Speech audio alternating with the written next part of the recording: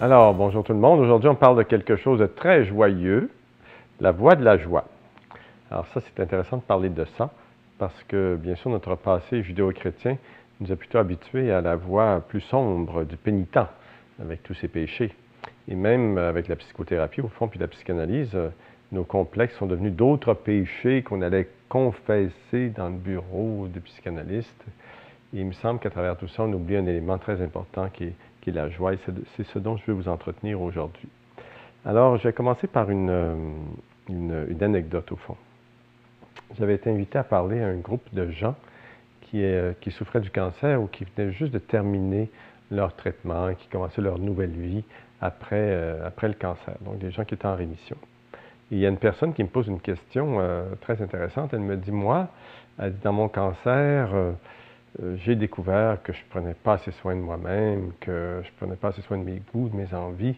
Alors depuis que je suis revenu à la santé, je fais bien attention, je me prends vraiment des plages de temps pour voyager parce que j'adore voyager et je me prends même des plages de temps en dehors de ça pour prendre des vacances. Je prends plusieurs périodes de vacances dans mon année et tout ça. Mais elle dit, ça questionne beaucoup de mes proches qui se demandent ce qui arrive avec moi, puis ils ne me reconnaissent plus comme j'étais, puis finalement, il aimait mieux l'autre, l'ancienne, toujours dévouée, toujours serviable. Alors, elle se dit, est-ce que je ne devrais pas, par respect pour mes proches, garder la mine de circonstance, donc la mine grave de la personne qui a été très malade? Alors, j'ai répondu en lui disant, oui, mais selon vous, qu'est-ce qui rend le plus service à l'humanité?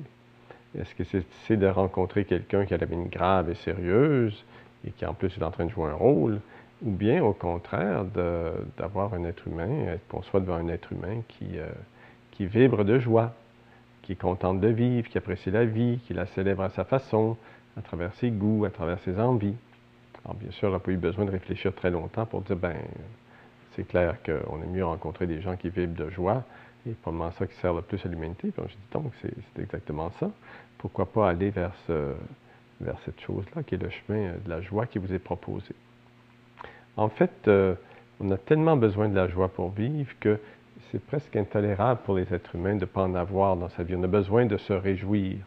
Et quand il y a trop de devoirs, trop de responsabilités, très souvent, c'est la maladie qui va répondre à ça. Et c'est d'ailleurs ce qu'elle confirmait, c'est-à-dire qu'elle avait l'impression qu'elle s'était rendue malade par manque de joie à force de devoirs et de responsabilités. Alors, ce n'est pas toujours le cancer qui répond à ça. Des fois, c'est des choses comme la dépression, hein, quand il y a trop de pression. C'est la dépression qui répond. Ou bien c'est l'épuisement professionnel, c'est la fatigue chronique. Hein. Toutes sortes de façons très de santé, on pourrait dire paradoxalement, de notre organisme pour répondre à des choses qui font plus l'affaire, au fond, des attitudes qui sont plus adéquates. Et si on persévère, malgré tout ça, ben, et qu'il y a trop de devoirs et de responsabilités, trop de sérieux, ce qu'on va faire, c'est qu'on va aller chercher des plages de plaisir du côté des dépendances, par exemple. Alors, ça veut dire n'importe quoi, hein? La cigarette, l'alcool, la drogue, le sexe, la pornographie, trop de travail, tout va devenir des endroits dont on devient dépendant pour trouver de l'intensité et des sortes de moments d'union, de fusion, de bien-être qu'on crée artificiellement, ou des moments qui nous apportent la reconnaissance des autres, si on travaille trop, par exemple, ce qui était le cas de cette femme-là. Donc, ce qui arrive, c'est que on a tellement besoin de la joie que s'il n'y en a pas de place pour ça dans notre vie, ou bien notre goût de vivre s'étiole et on devient malade, ou bien on développe des dépendances qui, elles, vont aussi nous amener à des maladies parce que c'est des façons autodestructrices, au fond, de répondre à ce manque de joie. Donc, c'est-à-dire que la joie peut être cultivée en elle-même. Mais très souvent dans nos vies, ce qui arrive, c'est qu'on l'attend de l'extérieur. On attend que des événements heureux viennent nous provoquer, nous stimuler et apporter de la joie en nous. Mais en fait, si des événements heureux peuvent stimuler de la joie en nous, c'est bien parce qu'il y a déjà de la joie à l'intérieur de soi.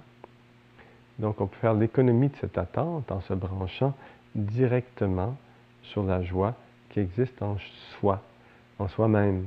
Et c'est ce que les Tibétains appellent le fond lumineux de l'être. Ils disent que c'est le plancher lumineux de toute vie. Et donc, il y a une seule chose, c'est la joie profonde d'exister. Donc, on peut déjà se brancher là-dessus peut déjà activer la joie en soi comme on active son cellulaire le matin, au fond. C'est vraiment une question de se brancher sur une longueur d'onde, sur une fréquence.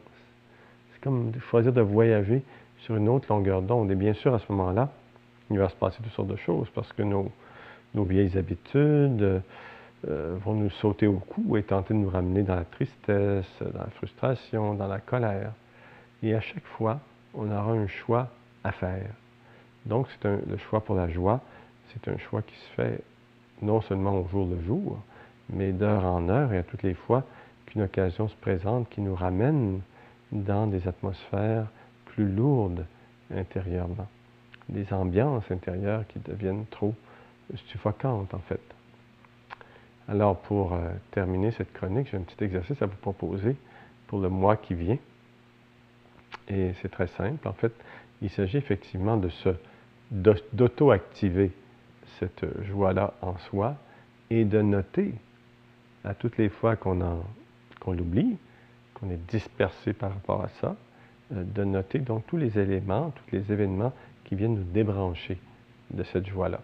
Alors, ça a l'air d'un exercice très simple et c'est en fait un exercice très difficile parce qu'on se rend compte des milliers de fois par jour où on est sans cesse débranché de la joie. Alors, au début, vous allez même vous rappeler un peu de l'exercice, peut-être une journée ou deux, et après, vous allez l'oublier complètement, tellement c'est une chose à laquelle on n'est pas habitué. Alors, ma proposition, au fond, c'est de remplacer les anciennes disciplines très austères ou même abstinentes et tout ça du passé, de nos passés judéo-chrétiens, par cette vigilance-là à rester proche de la joie. Et peut-être qu'à travers cet exercice, de temps en temps, de véritables plages de joie spontanée vont vous visiter. Et c'est la grâce que je vous souhaite.